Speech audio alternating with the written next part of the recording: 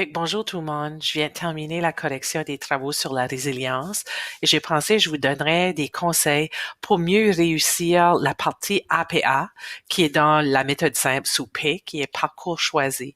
Fait qu'il y a des endroits que je trouvais que peut-être que les étudiants semblent avoir plus de difficultés que d'autres. Fait que commençons en regardant la matière en annexe. Lorsqu'on met de la matière en annexe, il y a deux choses à se rappeler. La première chose, c'est s'il y a quelque chose en annexe à la fin, ben, il faut dire au lecteur dans notre texte qu'on a placé quelque chose là. Fait que dans cet exemple ici, on dit, dans le cadre de ce projet, nous avons utilisé un guide d'entrevue, annexe A.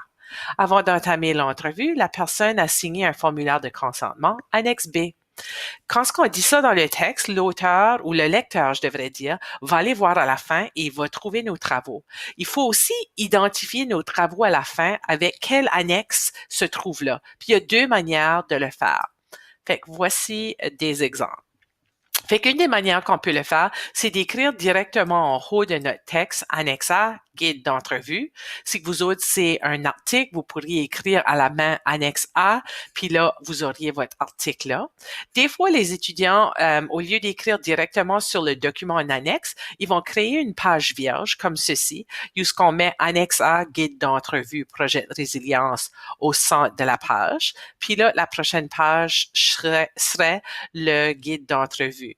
Vous pouvez aussi faire ça avec un article. Vous pouvez mettre une page vide puis dire article de Hunt et Leblanc 2006. Puis là, par la suite, mettez votre article.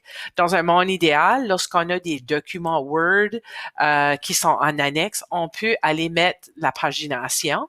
Mais quand ce que ça vient à des articles qu'on va aller mettre en annexe, ça fait pas de sens d'aller écrire à la main toutes les pages. Fait que 16, 17, 18, 19. OK? Fait que ça, c'est moins grave que si vous mettez pas le nom de l'annexe. OK? Fait que c'est ça que je voulais vous dire pour la matière en annexe. Si on parle un petit peu des figures et des tableaux, ça aussi dans un projet, parfois, on va aller placer un tableau et une figure dans notre travail. Puis comme la matière en annexe, il faut dire au lecteur que vous avez un tableau ou une figure dans votre travail. Je vais vous montrer un exemple. Et idéalement, cette figure-là ou ce tableau-là doit être placé le plus proche possible de l'endroit où vous avez introduit le tableau ou la figure. OK? Puis, il y a un petit titre qu'il faut qu'on mette par rapport à ça. Fait que, allons voir l'exemple. Fait qu'ici, on pourrait avoir une phrase comme le tableau suivant présente les similarités et les différences suite à la lecture des deux études, ou on pourrait mettre la lecture des deux études révèle des similitudes et différences, voire tableau A. Les deux sont bien. Là, après ça, on présente tableau 1, différences et similitudes, un petit point. Et là, vous voyez ici, là, dans un tableau, selon la méthode APA, il n'y a pas des lignes partout. Il y a juste les lignes en haut pour donner les titres des colonnes et il y a une ligne à la fin.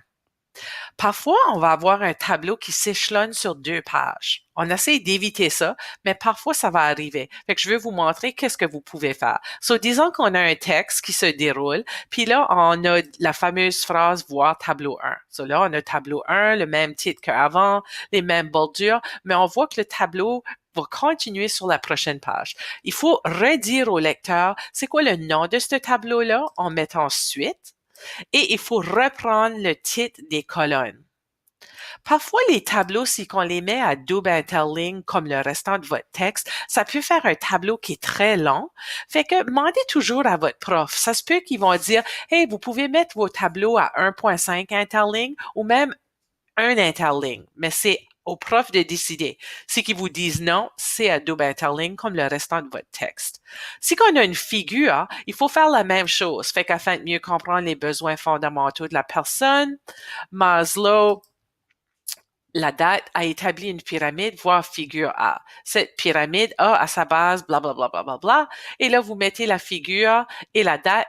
Et là, la figure se présente ici. On centre d'habitude les figures au centre de la page et on les met jamais comme à gauche ou à droite, comme vous verriez peut-être dans des revues. Fait que vraiment, on a besoin de le titre et on a besoin de la figure centrée. Et oubliez pas, vos tableaux et vos figures, placez-le le plus proche possible de l'endroit dans votre texte où vous avez parlé de ce tableau-là. Parlons un petit peu d'introduction et conclusion. Les étudiants ont encore la difficulté. L'introduction et la conclusion ne sont pas sur une page séparée. Ils sont dans une section séparée qui veut dire le premier paragraphe et les derniers paragraphes. Le lecteur sait quand je commence à lire un travail, les premiers paragraphes, ça c'est mon introduction et les derniers paragraphes, ça c'est ma conclusion. Puis normalement, on va dire au lecteur pour conclure, pour terminer, etc. Alors, oubliez pas, c'est pas sur une page séparée et aussi, on met pas le titre introduction ou conclusion en haut en gras. C'est juste l'introduction et c'est juste la conclusion. Je vais vous parler un petit peu de l'alignement aussi. Il y a des étudiants qui ont oublié que dans l'approche APA, l'alignement est uniquement à gauche, pas à gauche et à droite. Fait que, alors, même si votre article que vous avez lu de Turner et Kaler, par exemple, est peut-être justifié à gauche et à droite, nous autres, c'est uniquement justifié à gauche.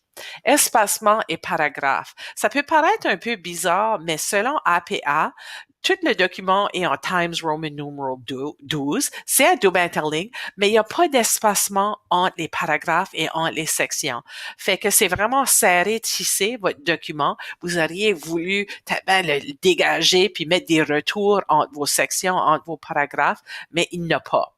Okay? Même en l'introduction puis la conclusion, on y va tout de suite au fait. OK?